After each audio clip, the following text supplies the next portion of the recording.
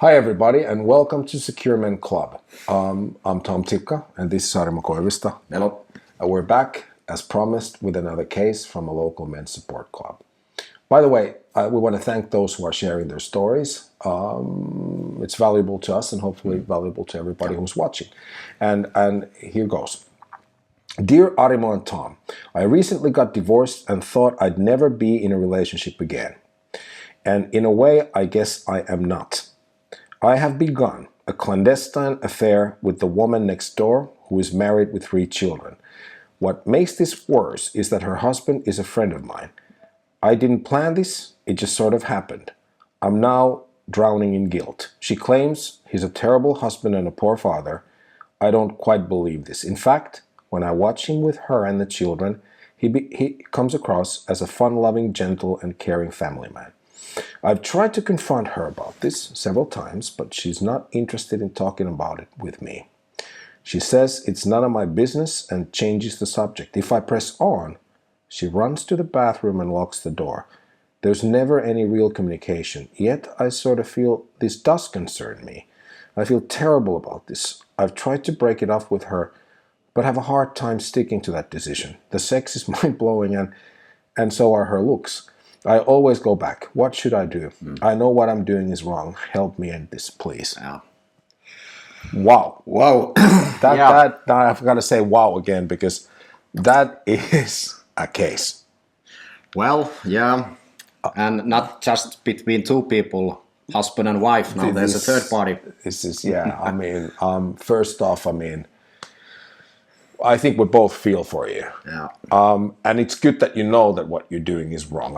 Maybe start with that. Yes. One of the things that struck me with that message is that the husband is your friend. Exactly.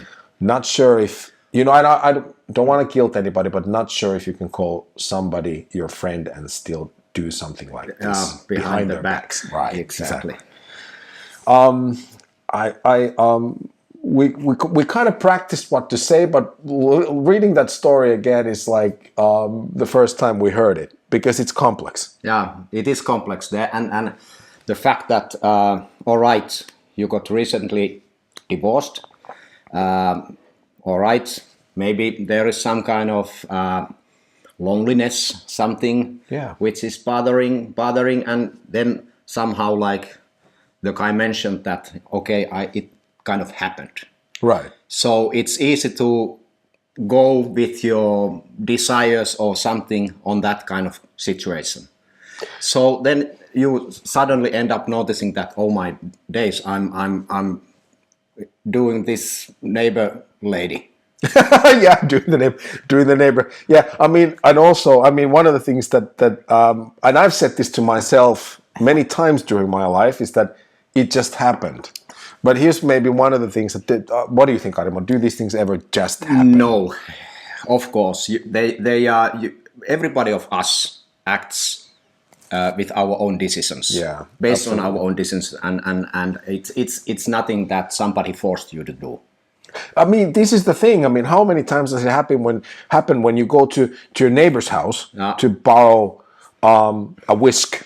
Because you're baking, and then one thing leads to another, and it just happened, and you walk off with the whisk in hand, but not just with the whisk. Yeah, exactly. Right. But let's say that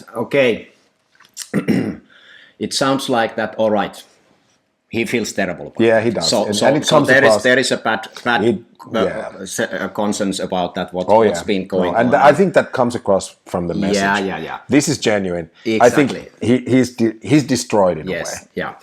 Anyways, he feels terrible. What to do?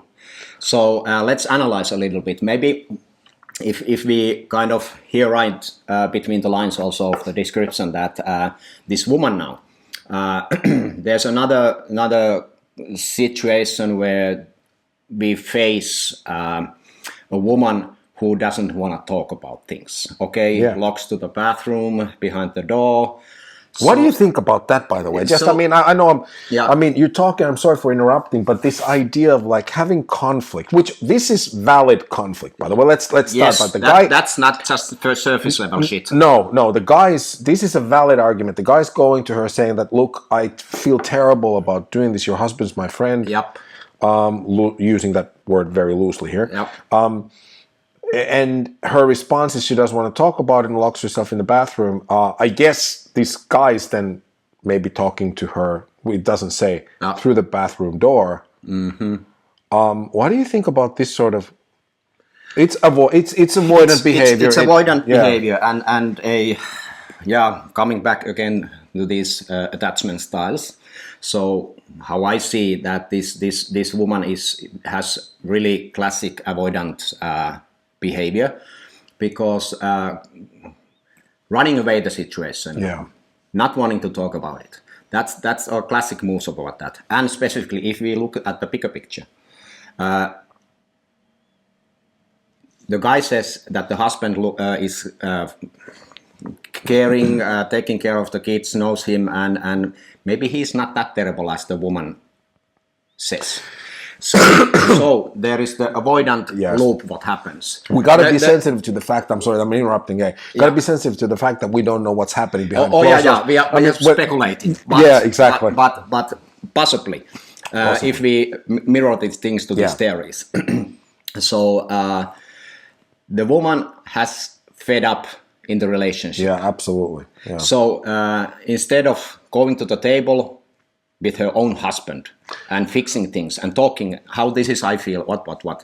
So instead, let's have a fun with a new partner who sparks me up, who gives me some kind of. Lots of people do it, but I want to share wisdom with everybody who's watching. One of the university lecturers I had at the university used to say that. If you're married and you have a crush, work on your marriage, not on your crush. Yes.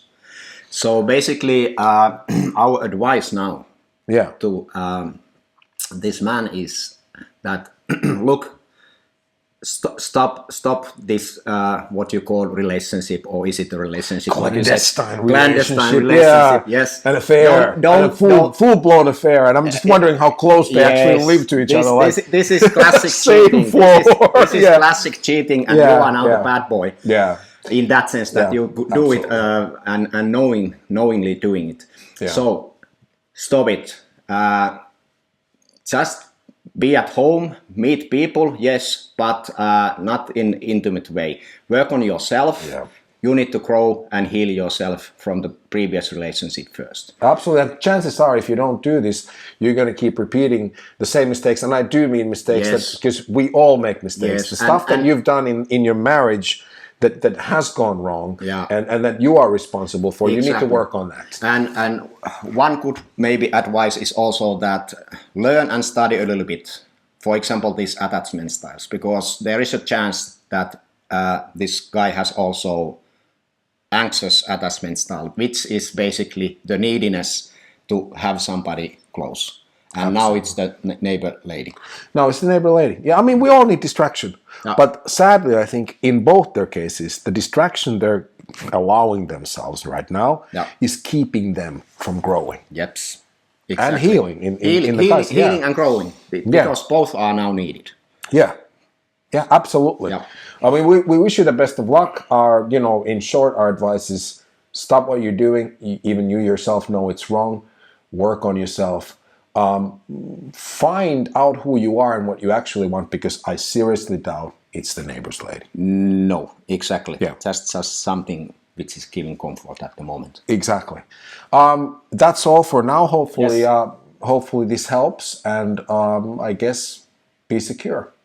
Be secure.